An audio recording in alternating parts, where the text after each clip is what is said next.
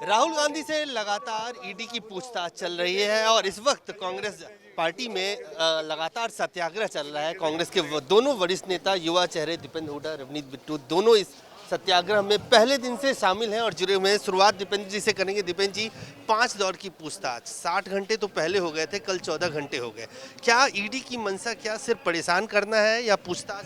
देखिए, जिस प्रकार से एक एक बजे तक पूछताछ की जा रही है, पाँचवा दिन हो गया, कहीं ना कहीं एक हरेसमेंट और प्रताड़ित करने की मंशा दिखाई दे रही है। राजनीतिक विरोधियों जो प्रखर आवाज़ आपके विरोध में है देश की, उसको किस तरह निशाने पे लिया जाए, ये कार्यशैली रही है 8 साल में। ये देश से छुपी हुई नहीं है। केवल अपने विपक्षी, केवल कांग्रेस की बात नहीं, ममता बनर्जी से लेकर और यूपी में सपा बसपा से लेकर, दिल्ली में आम आदमी से लेकर और कांग्रेस तमाम वरिष्ठ नेता, चाहे वो गहलोत साहब हों, चाहे अब स्वर्गवास हो गया वीरभद्र सिंह जी रहे हों, चाहे वो चिदम्बरम जी हों, चाहे वो हुड्डा साहब हों, सभी कांग्रेस के वरिष्ठ नेताओं पे इस प्रकार से 8 साल में जांच एजेंसी ने कार्रवाई करी है।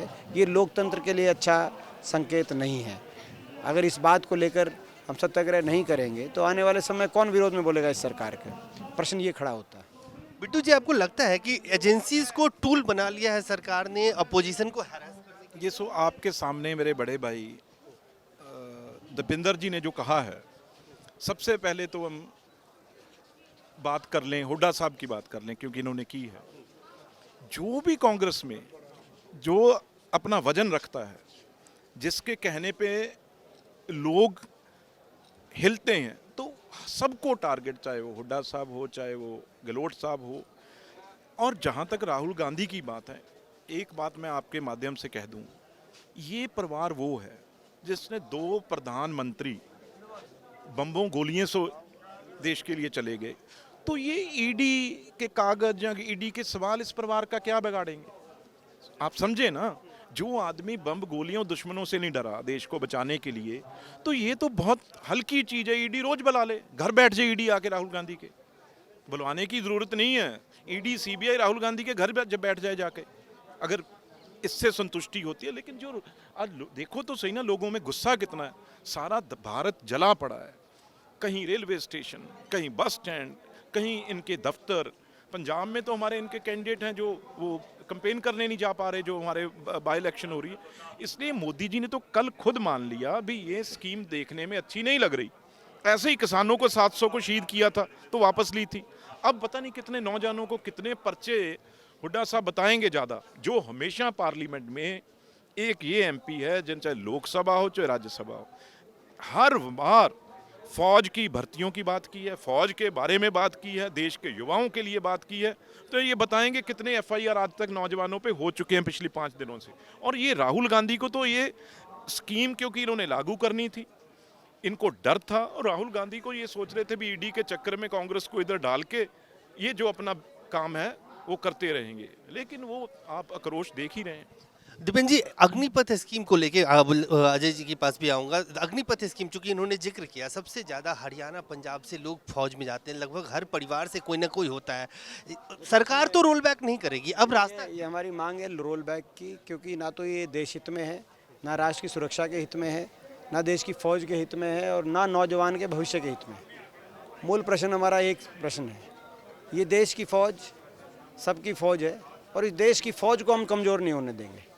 देश की फौज को कमज़ोर नहीं होने देंगे, चाहे कितनी कुर्बानी देनी पड़े, क्योंकि ये देश चारों तरफ दुश्मनों से घिरा हुआ है। चीन और पाकिस्तान सरीखे दुश्मनों से घिरा हुआ है और उसकी फ़ौज को कमज़ोर करने का अगर कोई योजना लाई जाएगी तो उसका हम पुरजोर विरोध करेंगे। सीधी सी बात ये है। आज नौजवान के भविष्य को अपने अधर में छोड़ने का काम आप कर रहे हैं। किस सोच के साथ लेके आए? इजराइल कह रहे इजराइल में ये है, आप क्या नकलची बंदर है? मैं सरकार से पूछना चाहता हूँ, आपने कहा था 3 कृषि कानून अमेरिका से लाएं, मगर हिंदुस्तान की परिस्थितियाँ अलग हैं। 50% आबादी कृषि पे थी, कानून लागू नहीं होने दी। अब कह रहे हैं ये इजराइल से लाएं। ऐसा निकलची बंदर सरकार हमने नहीं देखी। इजराइल में 100% रोजगार है, एडवांस इकोनॉमी है, कोई फौज में जाना ही नहीं चाहता। कंपलसरी तौर पे 4 साल की हर आदमी को वहाँ पे जाने के लिए सरकार, इसीलिए सरकार वहाँ पे ये योजना लेके आई हुई है। तो आज हमारी देश की फ़ौज की जो स्ट्रेंथ है, जो देश की फ़ौज की जो स्ट्रेंथ है, आज आप उसी स्ट्रेंथ को कमज़ोर करने का अगर काम करेंगे तो देश की फौज को कमज़ोर करना हम बर्दाश्त नहीं करेंगे। अजय लल्लू जी, लल्लू जी आपसे एक सवाल ये हाँ वही मैं कह रहा था, बिहार यूपी में इतना बड़ा आंदोलन हुआ, सबसे ज़्यादा जो हिंसा की वारदात या जो आक्रोश है युवाओं का वो सबसे ज़्यादा बिहार यूपी में दिख रहा है। क्यों ना हो आक्रोश।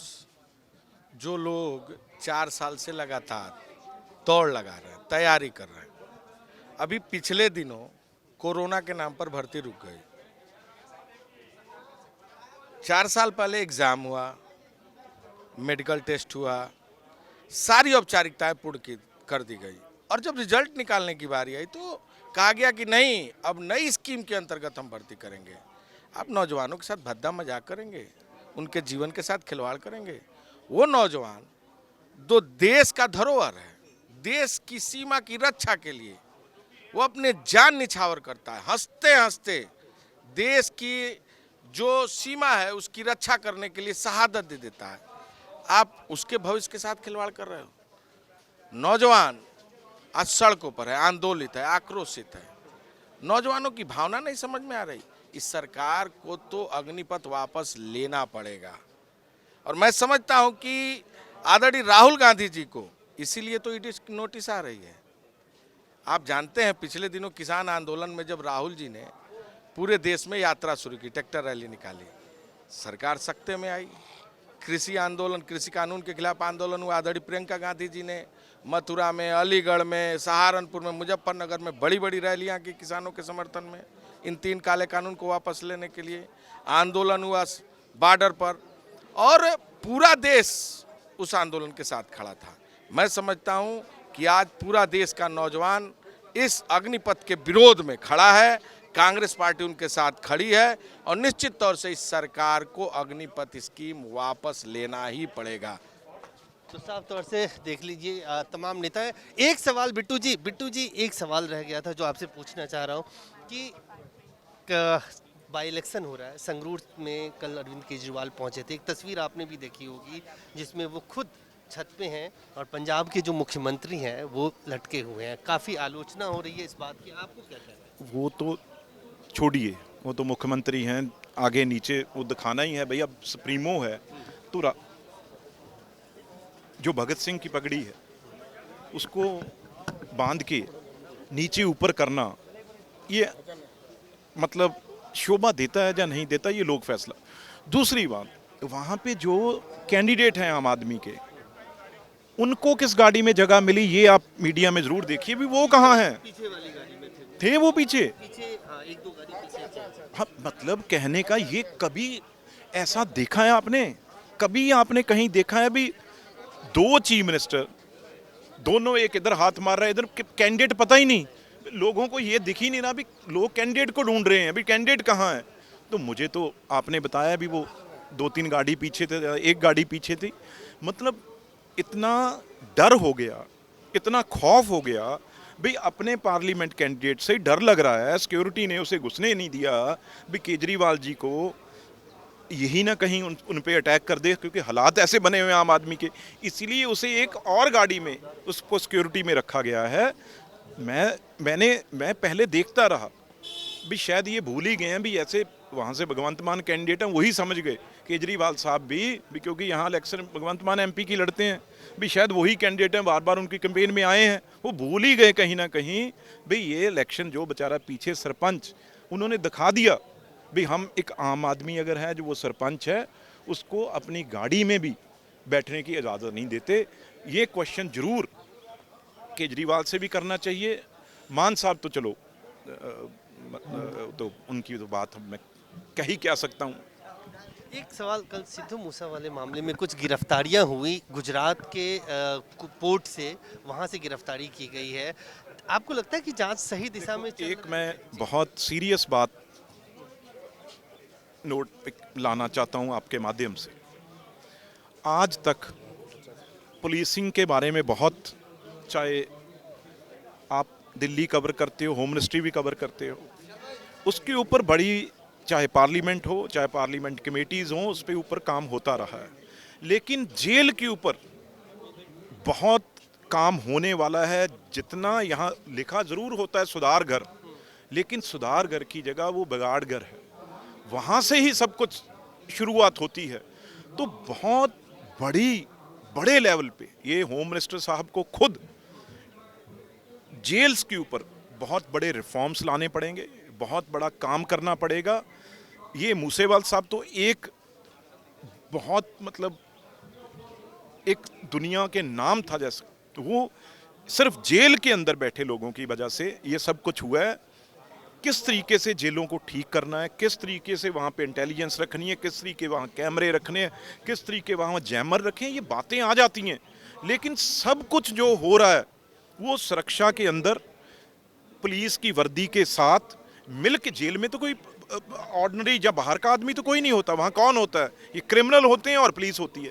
तो ये नेक्सिस है इनका, उसके ऊपर ये बहुत बड़े क्वेश्चन मार्क खड़े हुए हैं मूसावाला साहब के कत्ल के बाद, क्योंकि ये दुनिया पे ऊपर ये मसला निकला है और मीडिया को भी ये बहुत बड़ा इसके ऊपर मैं समझता हूँ जितनी देर सरकार ये ना काम करे ये चीज़ें दिखानी चाहिए। नहीं आने वाले दिनों में जैसे दाऊद सुनते थे जहाँ और अंडरवर्ल्ड वहाँ पे सुनते थे, हर स्टेट में अब हर डिस्ट्रिक्ट में एक दाऊद पैदा हो रहा है जेल में बैठ के। तो इसलिए बहुत सीरियस थॉट्स जेल रिफॉर्म्स के ऊपर देने पड़ेंगे, नहीं क्योंकि वो जो मर्जी ऑर्डर देता है और कोर्ट में वो ये कहता है भी मेरे पास तो ना फोन आ सकता है जेल में जी, सरकार बताए जाता है सेफ्टी सील्ड है वो सेफ्टी सील्ड है। तो इसलिए ये बहुत एक खतरनाक बात है।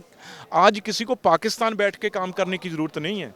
आज जेल में बैठ के चाहे राजवाना है, हवारा है, जो भी ये लोग हैं, ये सेफ गार्ड में वहाँ पे बैठे हैं, प्रोटेक्शन में पुलिस के बैठे हैं और वहाँ से ऑर्डर दिए जा रहे हैं। इसलिए आने वाले दिनों में बहुत ही मैं भी इसके ऊपर लगातार प्राइम मिनिस्टर और होम मिनिस्टर से अपनी उनसे मिलने की कोशिश भी करूंगा। भाई अगर जेल में है तो वाकई उनका सुधार हो।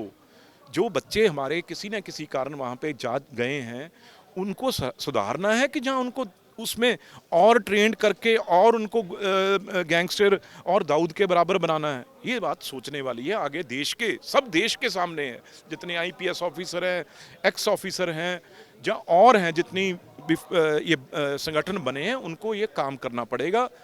नहीं आने वाले दिनों में मैंने जैसे दाऊद का एक नाम लोग जानते हैं, भाई हर डिस्ट्रिक्ट में एक दाऊद पैदा होगा और वो जेल में होगा। सेशन में उठाएंगे, संसद का सत्र आ रहा है, आप इसको लेके कोई प्राइवेट मेंबर या कुछ मैं तो 100%, आपने बिल्कुल ठीक कहा, मैं होम कमेटी का मेंबर भी हूँ। अनंत शर्मा जी क्योंकि अभी राज्यसभा के मेंबर जितनी देर वो थे वो चेयरमैन थे, वो ये रिफॉर्म्स वहाँ पे बड़ी जोर शोर से लेके आ रहे थे और ये अगला उनका जो नेक्स्ट उनका कमेटी में काम था वो जेल्स का था। भी हर जगह विजिट करके हर जगह स्पीकर वहाँ पे ऑफिसर्स बुलाए जाएं, विटनेस बुलाए जाएं, भी कैसे सुधार करेंगे। अब वो रिटायर हुए हैं तो नए चेयरमैन हमारे आए हैं, उनसे बात करके कमेटी में भी पार्लियामेंट में तो करेंगे ही करेंगे। भाई ये बच्चे हैं जो कहीं ना कहीं गुमराह हो गए, उनको सुधारना तो हमारा काम है ना। ये ना करें भी वहाँ जो पुलिस है, जेल पुलिस है हर स्टेट की, वो अपना इनसे फरौती लेने के लिए इनसे बाहर नेक्सिस बना के इनसे काम करवाती है और जो ये पैसे बाहर मांगते हैं उसमें हिस्सेदारी लेती है। मैं ये नहीं कहता मेरे पास कोई प्रूफ है, लेकिन ये है। और मुझे बताइए, नहीं जेल में बैठ के उनको मोबाइल प्रोटेक्ट क्यों किए जाएं? उनको अच्छे से अच्छे कमरे 5 स्टार रहने के लिए उनको खाना रोज बाहर से आ रहा है, तो क्यों उनको बिगाड़ा जा रहा है? उन बच्चों को सुधारना है हमने और अच्छी ज़िंदगी वो बाहर जिएं। ये तो चाहते हैं भी कोई ना कोई एक छोटा मोटा केस डाल के उनको अंदर रखें और वहाँ से उनसे काम फरौती का करवाते रहें, और जो खुद नहीं कर सकते, मैं ये सीधा इल्ज़ाम लगा रहा हूँ, ये कुछ ऐसे लोग हैं जो वर्दी में जो सिर्फ उन बच्चों को यूज़ कर रहे हैं। और इसके बारे में बहुत बड़ी मैं समझता हूँ, चाहे आईबी है चाहे इंटेलिजेंस है, वो जेलों में लगनी चाहिए। इनके ऊपर ये लोग क्या वहाँ पे नेक्सिस इनका हो रहा है। तो साफ तौर से एक बड़ी बात रवनीत सिंह बिट्टू जी ने कहा है कि इस पूरे मामले में रिफॉर्म जो है, जेल का रिफॉर्म होना चाहिए और वो रिफॉर्म इस माध्यम से होगा, उसको वो संसद सत्र में parliamentary standing committee of homes में आने वाले वक्त में उठाने वाले हैं। कैमरामैन आकाश के साथ अजय झा, दैनिक सवेरा, दिल्ली। ਬਾਬਾ ਯਾਮੀਨ ਬੰਗਾਲੀ 골ਡ ਮੈਡਲਿਸਟ ਤੁਹਾਡੇ ਸ਼ਹਿਰ 'ਚ ਪਹਿਲੀ ਵਾਰ ਅਦਭੁਤ ਸ਼ਕਤੀ ਚਮਤਕਾਰ ਵੇਖੋ। ਦੇਸ਼ ਵਿਦੇਸ਼ 'ਚ ਬੈਠੇ ਸਾਨੂੰ WhatsApp ਤੇ ਵੀ ਕਾਲ ਕਰ ਸਕਦੇ ਨੇ। ਘਰ ਬੈਠੇ 11 ਮਿੰਟਾਂ 'ਚ 101% ਗਰੰਟੀ ਨਾਲ ਸਮਾਧਾਨ। ਵਸ਼ੀਕਰਨ ਅਤੇ ਮੁਠਕਰਨੀ ਦੇ ਮਾਹਿਰ ਸਭ ਤੋਂ ਪਹਿਲਾਂ ਕੰਮ ਕਰਨ ਦਾ ਵਾਅਦਾ। ਨੌਕਰੀ, ਪ੍ਰਮੋਸ਼ਨ, ਕਾਰੋਬਾਰ 'ਚ ਪਰੇਸ਼ਾਨੀ, ਘਰ 'ਚ ਝਗੜਾ, ਬਰਕਤ, ਔਲਾਦ ਕਹਿਣੇ ਤੋਂ ਬਾਹਰ ਹੋਣਾ, ਕੋਰਟ ਕੇਸ, ਤਲਾਕ, ਪ੍ਰਾਪਰਟੀ ਡਿਸਪਿਊਟ, ਗੁਪਤ ਰੋਗ, ਪੁਰਾਣਾ ਦਰਦ, ਪਤੀ ਪਤਨੀ ਚੰਬਨ, ਜਾਦੂ ਟੋਣਾ, ਮਨਮੋਹਣੀ ਵਸ਼ੀਕਰਨ ਕਰਵਾਉਣਾ ਜਾਂ ਤੁੜਵਾਉਣਾ, ਸੌਤਨ ਦੁਸ਼ਮਣ ਤੋਂ ਛੁਟਕਾਰਾ ਸਦਾ ਲਈ, ਰੁੱਸੇ ਨੂੰ ਮਨਾਉਣਾ, ਪਿਆਰ ਮੁਹੱਬਤ। ਬਾਬਾ ਯਾਮੀਨ ਬੰਗਾਲੀ 9643503221।